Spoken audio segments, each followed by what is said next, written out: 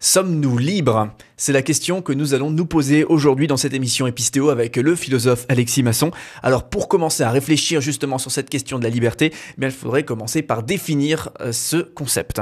Alors, absolument. Alors il y a quelques concepts qui sont importants pour définir la liberté. Il y en a au moins 3 qui sont vraiment essentiels. On peut dire d'une part qu'une personne qui est libre est une personne qui exerce un contrôle. Donc on a la notion de contrôle, on est bien la cause.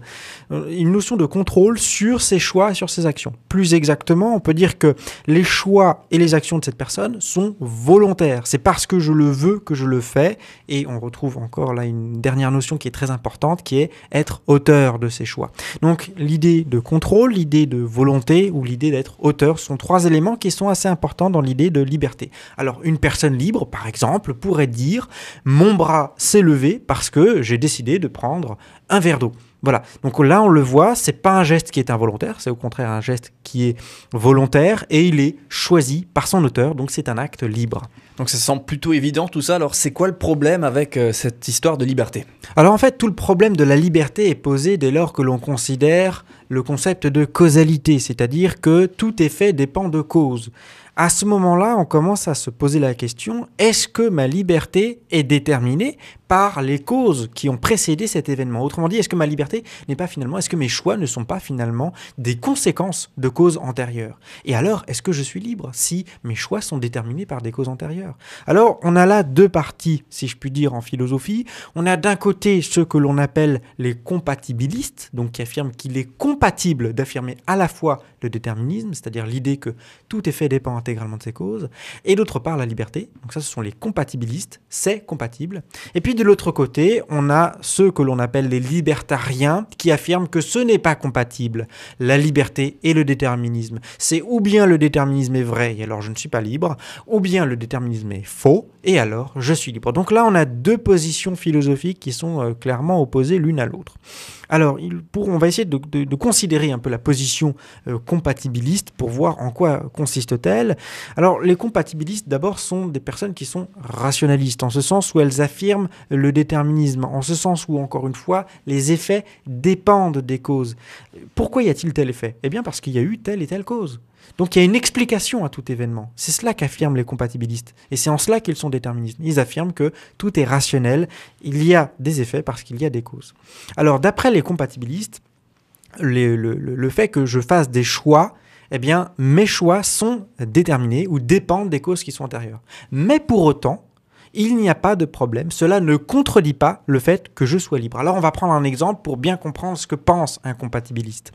Pour lui, c'est un peu comme si on me proposait d'un côté une boisson d'une marque quelconque, disons-nous Coca-Cola pour n'en citer aucune, et une autre boisson, disons un Pepsi. Donc j'ai le choix entre un Coca et un Pepsi.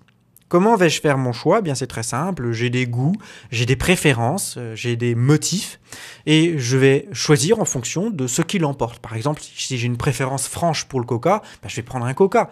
Si j'ai une préférence franche pour le Pepsi, je vais prendre un Pepsi. Quelqu'un qui me connaît très bien sait quel choix je vais faire, puisqu'il sait très bien quels éléments je vais prendre en considération. Et pour autant, mon choix est parfaitement libre. C'est-à-dire qu'on le voit, il est totalement déterminé. Il y a des motifs qui rentrent en jeu et qui vont me pousser à choisir telle ou telle option. Mais pour autant, mon choix est totalement libre, c'est-à-dire que je l'ai contrôlé, j'ai fait en fonction de mes préférences, je suis parfaitement l'auteur de ce choix, et ces préférences-là n'ont pas contraint mon choix, mais au contraire, elles le constituent, c'est-à-dire que les causes vont constituer mon choix. Autrement dit, pour un déterministe, les causes ne contredisent pas ma liberté, mais au contraire, vont la constituer. Ah, donc pour prendre le contre-pied un petit peu de cet argument-là, donc justement un argument libertarien, on pourrait se dire, tiens, la personne est quand même attachée à tout son passé, à tout ce qui fait qu'aujourd'hui il décide de faire tel ou tel choix. Donc il n'est pas vraiment libre de faire ce choix et donc ça pourrait conduire un petit peu à une position fataliste. Donc un petit peu, peu importe ce que j'ai envie de faire, en fait, je vais forcément faire ça à cause de mon passé. Alors, et justement, c'est là que les libertariens tombent dans le panneau. C'est que justement, ce n'est pas cela que dit un compatibiliste. Il faut faire la différence, pour bien comprendre les choses, entre d'un côté le déterminisme, dire que tout effet dépend de ses causes, et de l'autre côté le fatalisme, dire que quelles que soient les causes, il y aura tel effet déterminé. Je vais prendre un exemple, et c'est d'ailleurs l'exemple de Leibniz, qui est assez célèbre, puisqu'il essaye justement de réfuter l'idée que le déterminisme conduit au fatalisme. Il prend l'exemple suivant. Imaginons, je tombe malade. Qu'est-ce que je dois faire? Est-ce que je dois appeler le médecin ou non? Que va dire le fataliste? Le fataliste va dire, quoi que tu fasses, de toute manière, si tu dois mourir, tu mourras. Le déterminisme dit, non, mais pas du tout. Justement, les effets dépendent des causes. Donc, selon que je vais appeler ou non le médecin, il y aura des conséquences différentes. Justement, mes choix ont une importance, mes actions ont une importance. Ce n'est pas du fatalisme, bien au contraire. Le déterminisme est la négation du fatalisme. Le déterminisme affirme que mon action est une cause qui va entrer dans la chaîne de causalité et qui déterminera le futur. Autrement dit, le futur dépend aussi de moi. Et là, je trouve quand même que cette critique des libertariens n'est vraiment pas juste, et non seulement cela, mais on pourrait la retourner contre eux, puisque d'une certaine manière, les déterministes, eux, sont clairs. Tout effet dépend des causes. Mais le fataliste, comme le libertarien, eux, le nient. Pour un fataliste, quelles que soient les causes, il y aura tel effet. Mais pour un libertarien, quelles que soient les causes, il y aura aussi un effet qui est indéterminé par ces causes. Et donc là, on le voit, en fait, l'argument peut se retourner contre eux. Mais alors, étant donné que si quelqu'un nous observe de l'extérieur et nous connaît parfaitement bien, eh bien, il pourra déterminer quel choix on va faire, puisque justement, il nous connaît, il connaît notre passé, tout ce qui fait qu'on va choisir l'une ou l'autre chose en exerçant notre liberté. Eh bien, justement, est-ce qu'on n'est pas esclave de ce passé? On en parlait déjà tout à l'heure. Mais au contraire, je dirais que si on prenait la position libertarienne, si on prenait la position que nos choix ne dépendent pas des causes antérieures, eh bien, on serait tout simplement plus du tout libre. On supprime totalement la notion de liberté. Alors je sais que cela peut paraître un peu étonnant de dire cela, mais je vais prendre un exemple pour essayer d'expliquer la chose. Admettons qu'une personne soit très hésitante. Elle hésite entre plusieurs options de vie possibles, ou je ne sais quoi, enfin, elle a plusieurs alternatives, elle ne sait pas quoi faire. Elle réfléchit, et puis finalement elle prend une décision. Bon, admettons qu'on soit libertarien. Qu'est-ce que ça veut dire? Ça veut dire que si on prend le même événement, et qu'au même moment, on puisse le répéter plusieurs fois. C'est-à-dire on peut voir les différentes possibilités de cet événement-là. Et bien, ça veut dire que la personne aurait pu faire différents choix, différentes décisions. C'est-à-dire que pour les mêmes causes, on aurait différentes possibilités, différentes décisions finales. Mais qu'est-ce que cela veut dire? Cela veut dire que rien dans la délibération de la personne, rien dans la réflexion de la personne ne conduit à sa décision finale. Qu'est-ce que cela veut dire? Cela veut dire que cette personne ne contrôle pas réellement son choix. Elle n'est pas l'auteur, mais le spectateur de ce choix. Rien en elle va faire qu'elle va faire tel choix.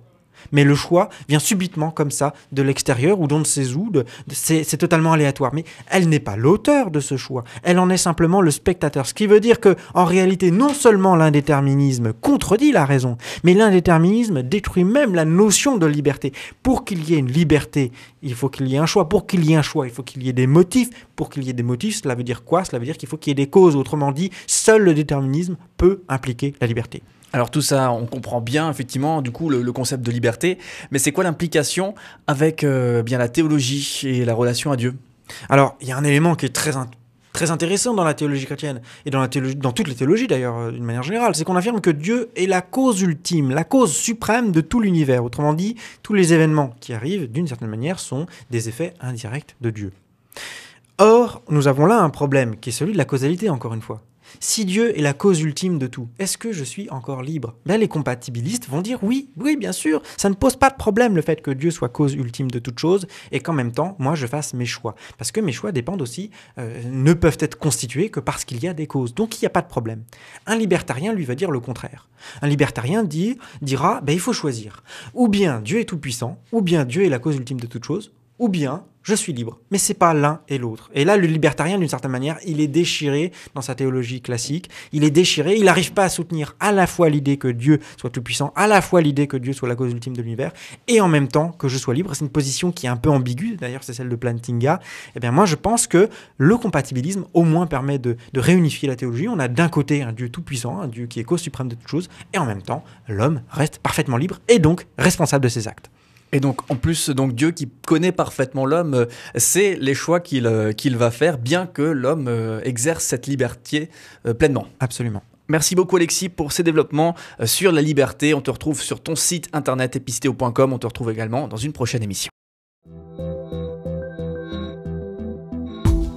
Retrouvez les émissions Episteo sur le site www.episteo.com.